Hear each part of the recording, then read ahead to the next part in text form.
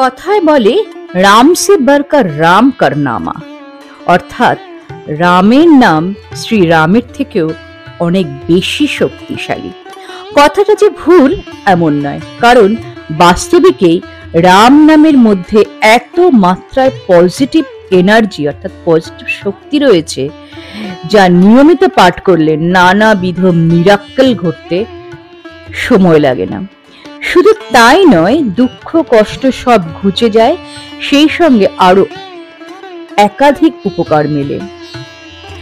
শ্রীরাম জয় রাম, জয় জয় রাম, এই মন্ত্রটিকে চলতি ভাষায় রাম নাম বলা হয়ে থাকে।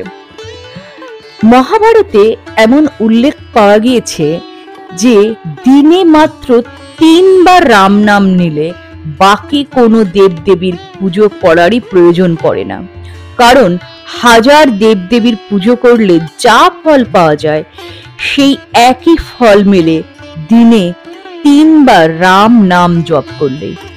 কিন্তু টানা 40 দিন যদি দিনে 3 বার কেউ এই রাম নাম জপ করতে পারেন, তাহলে তো আর কথাই নেই, কারণ শাস্ত্র মতে এই মন্ত্রটি টানা 40 দিন পাঠ করে গেলে ধীরে ধীরে সমস্ত সমস্যা মিটে যায়, সেই সঙ্গে জীবনের প্রত্যেকটা মুহূর্ত আনন্দময় হয়ে ওঠে, ফলে সুখ শান্তির ছোঁয়া লাগে জীবনে। অবশ্যই এই মন্ত্র পাঠ করুন প্রত্যেক দিন।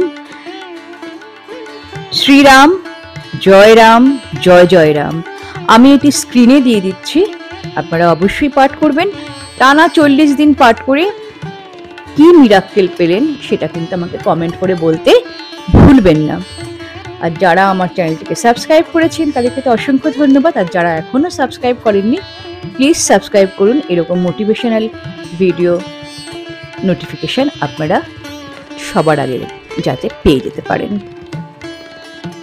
রাম জয় শ্রী।